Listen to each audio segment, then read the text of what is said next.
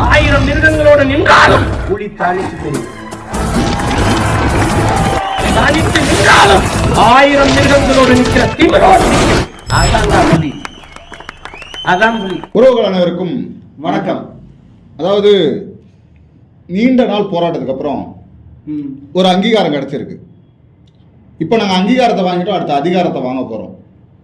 யாரு இந்த அமைப்பாய் திரள்வோம், அதிகாரத்தை பெறுவோம், திமிரி எழுவோம், திருப்பி அடிப்போம், திமுகவுக்கு முட்டு கொடுப்போம். ஐயோ, திமுகவுக்கு முட்டு கொடுப்போம், அது ஏதாவது பண்ணிட்டு போகிறாங்க. உண்மையிலே நாமளும் வந்து மனப்பூர்வமாக வாழ்த்தணும். ஏன்னா நீண்ட நாள் போராட்டம், அவங்க அதுக்கு எவ்வளோ கஷ்டப்பட்டிருப்பாங்க, எந்த இடத்துல எவ்வளோ அவமானப்பட்டிருப்பாங்க, இதெல்லாம் நம்ம பார்த்துருக்கோம். ஆமாம். ஒரு சேர் கூட பிளாஸ்டிக் சேரில் தான் உட்கார வைக்கிறது. எல்லாரும் வந்து சோஃபாவில் உட்காந்துருந்தாலும் அண்ணனுக்கு மட்டும் தனியாக பிளாஸ்டிக் சேர் தான் அவமானப்படுத்தினாங்க. நீ என்ன வேணா பண்ண, எனக்கு கழுத்தை பிடிச்சாலும் கூட அந்த கூட்டணி விட்டு வெளியே போக மாட்டான் அண்ணா அப்படின்னு சொன்னார். சொல்லி சாதிச்சுட்டார். 2 சீட்டு ஜெயிச்சு அரசியல் அங்கீகாரம் பெற்று விட்டது. மாநில அங்கீகாரத்தை வாங்கிட்டாங்க. இருந்தாலும் வந்து இதுல வந்து நானும் பல இடங்கள்ல விமர்சனம் பண்ணியிருக்கேன். இவங்களுடைய அரசியலை பத்தி இன்னும் வந்து நீங்க திமிரி எழு திருப்பி அடியிலன்னு சொல்லிட்டு திமுக போய் முட்டு கொடுத்துட்ருக்கீங்களே அப்படின்னு சொல்லிலாம் நான் வந்து நிறைய விமர்சனம் பண்ணியிருக்கேன். ஆனா இந்த இடத்துல வந்து நான் அண்ணன் திருமாவளவன் அவங்களுடைய இடத்துல இருந்து நான் அதை பார்க்க போறேன். என்னன்னா இப்போ வந்து நாம் தமிழர் கட்சி வந்து ஒரு அரசியல் அங்கீகாரத்தை எட்டுது அப்படின்னா அதை விட மிக கொடுமையாக பல கஷ்டங்களை அனுபவிச்சு வந்தவர் அண்ணன் திருமாவளவன். கண்டிப்பா. ஏன்னா அண்ணன் வந்து சுதந்திரமா இருந்தது. அண்ணன் சீமான் அவர்கள் சுதந்திரமா இருந்தா எவன் கூட கூட்டணி கிடையாது. அவர் தான் சொல்லுவாரு, நான் என் கூட கூட்டணி வச்சா மேடையில வச்சு மூஞ்ச காரியத்துக்கு போன்றாரு. அவரு என்ன சொல்றாருன்னா அவர் சுதந்திரமா இருந்தார். ஏன்னா அவர் வந்து மடியில காணம் இல்ல, யாருக்கும் அவர் பெரிய அழுத்தம் இல்ல. கடைசி நேரத்துல அந்த விவசாய சின்னத்தை பிடிங்கி மிகப்பெரியான கொஞ்சம் அழுத்தத்தை, அந்த அழுத்தம் நிறைய இருக்குங்க. அது 1-2 கிடையாது. திமுகவும் சரி, பாஜகவும் சரி, அதிகாரத்தை வச்சு அவங்க ரொம்ப இது பண்ணாங்க. அதை தாண்டி அண்ணன் வந்து நேர்மையா இருந்ததுனால, எவன் கூட கூட்டணி போவதுனால, காசு கொடுக்காததுனால, தோல்விகளை தாங்கிக் கொள்ளக்கூடிய ஒரு மனநிலை அண்ணன் சீமான் அவர்களுக்கு இருந்ததுனால அவரு ஒரு 14 வருஷம் கட்சி தொடங்கி 14 வருஷத்துல அங்கீகாரம் பெற்றது அது வேற. ஆனா 34 ஆண்டு காலமாக அண்ணன் திருமாவளவன் அவர்கள் ஒரு அரசியல்ல ஒரு நவீன தீண்டாமையால பாதிக்கப்பட்டார். இல்ல, இன்னும் பாதிக்கப்பட்டு இருக்காரு. நீங்க திமுக கூட்டணியில இருக்கிறாரு அப்படின்னு நம்ம சொல்றோம்.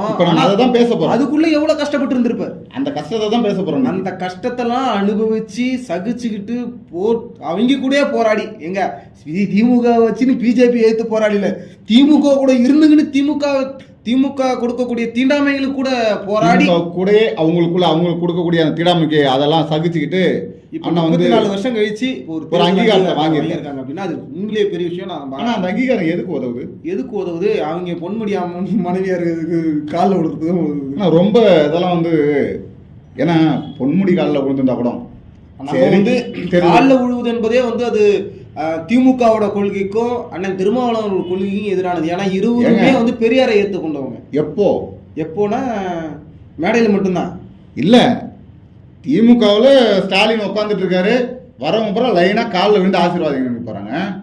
நம்ம அவங்க மனைவி துர்கா ஸ்டாலினோட காலில் விழுந்து ஆசீர்வாதம் வாங்கிட்டு போகிறாங்க.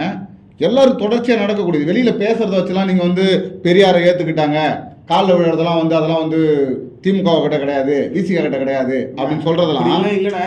வந்து மானமும் அறிவும் மனிதனுக்கு அழகு அப்படின்னு சொல்றது யாருன்னு பார்த்தோன்னா பெரியாருடைய தத்துவங்களை இவங்க தான் மேடைக்கு பேசிட்டு இருக்காங்க. அவங்களுக்கு மானம் இருக்கா?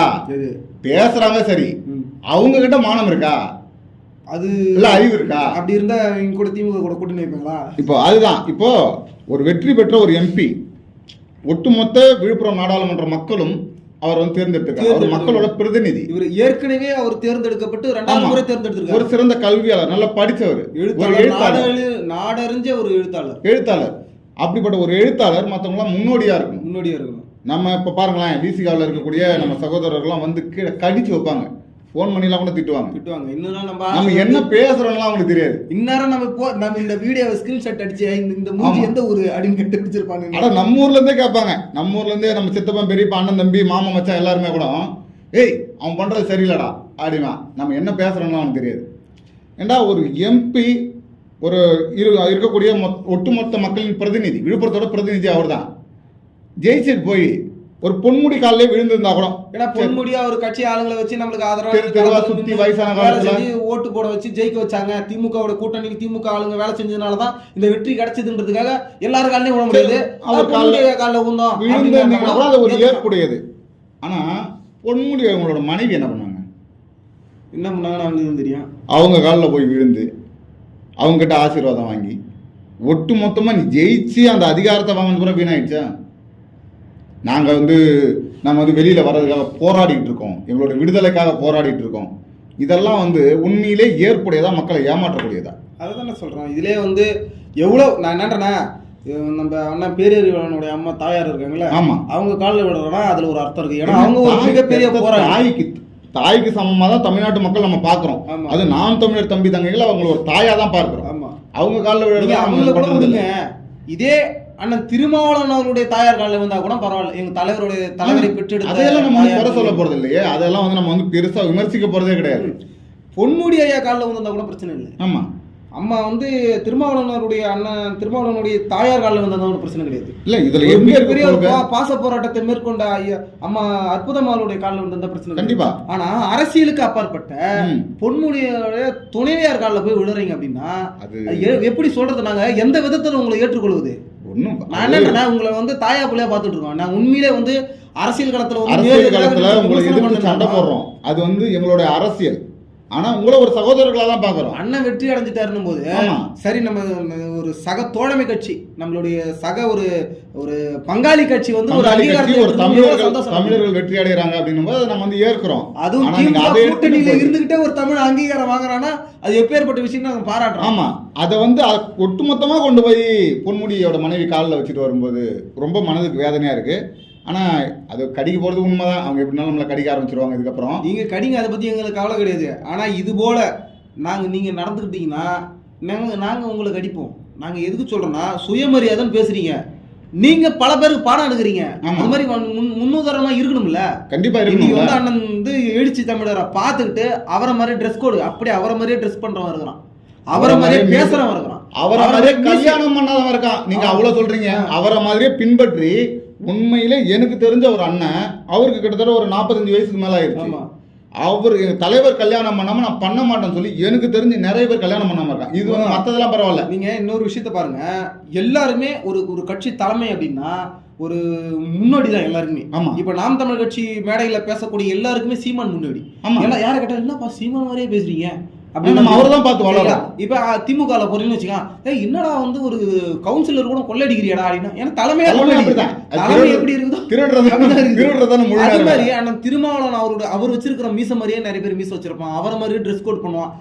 அவரை மாதிரியே என்ன கந்த துணி இருந்தா கூட ப்ராப்பர் ட்ரெஸ் கூட டக்கின் பண்ணிட்டு போறவங்கலாம் இருக்கிறான். இல்ல உண்மை, அது மாதிரி முன்னோடியா இருக்குல்ல. கல்யாணமே அவரை பார்த்து பண்ணாம இருக்காங்கல்ல. நீங்க போயிட்டு ஒருத்தவங்க காலில் விழுறீங்கன்னா அப்போ உங்களை பார்த்து உங்களை முன்னோடியாக ஒரு முன்னேற்றியராக உங்களை பின்பற்றி நிற்கக்கூடிய சிறுத்தைகள் எப்படி இருப்பான்? அப்புறம் அவங்களும் போய் திமுக காலில் தான் வந்தாங்க. திமுகவில் நீங்க பொன்முடியோட துணையார் காலில் வந்தீங்க, அவன் ஏதோ ஒரு திமுக கவுன்சிலர் காலில் விட கண்டிப்பா வேற வழி இல்லைல்ல. அப்ப நீங்க எப்படிப்பட்ட அரசியல் நீங்க நகர்த்துறீங்க? இல்ல அவரு தான் அப்படி இருக்காருன்னா, நம்ம அண்ணன் இந்தியா கூட்டணியில் இருக்காரு.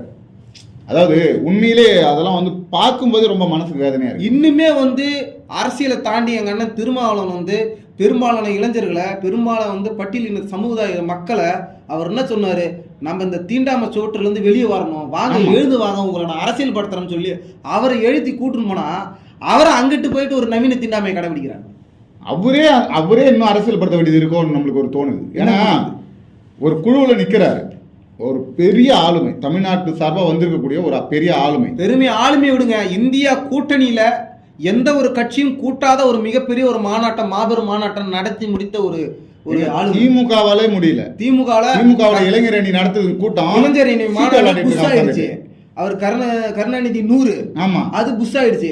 ஆனா அந்த கூட்டணியில இந்த திருமாவளவன் மாபெரும் கிட்டத்தட்ட 14 லட்சம் பேரை வச்சுட்டு ஒரு மாநாடு நடத்துறாரு. அது ஒரு அதாவது மொத்தமா எடுத்த கணக்கு இல்லைன்றாங்க, அதோட அதிகமா வந்திருக்கும் இருக்குன்றாங்க அப்படின்னு சொல்றாங்க. அவ்வளவு பெரிய கூட்டத்தை கூட்டக்கூடிய மக்கள் ஏற்றுக்கொண்டக்கூடிய ஒரு தலைவரை ஒரு கூட்டத்துல இருந்து அப்புறப்படுத்துறீங்க.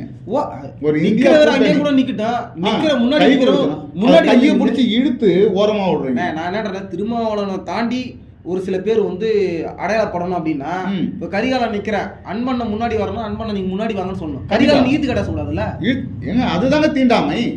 அப்படிப்பட்ட ஒரு நவீன தீண்டாமை தானே கடைபிடிக்குது இந்தியா கூட்டணி. அந்த கூட்டணியில ஏன் இருக்கணும்? அண்ணா இருப்பாரு, அவர் இருப்பாரு. ஆனா அவரை பின்பற்றி அவர் அரசியல படிச்சுட்டு வந்த இந்த பிள்ளைகள் நாங்க அப்படி இருக்க முடியாது. அதனாலதான் இந்த விமர்சனத்தை முன்வைக்கிறோம். இந்நேரம் இந்த காணொலியை பார்த்துட்டு எங்களை கடிச்சிட்டு இருக்கிற சிறுத்தைகள் கிட்ட சொல்றேன், இது உங்கள் உள்ளத்தில் இருக்கக்கூடிய உள்ள குமுறல் நீங்க வெளிப்படுத்த முடியாது. நான் வெளிப்படுத்துவோம். நாங்க யாருக்கும் பயப்படணும்னு அவசியம் இல்லை, யாருக்காகவும் நாங்க ஒரு பொய்யா பேசணும்னு அவசியம் கிடையாது. நாங்க உண்மையை பேசுறோம்.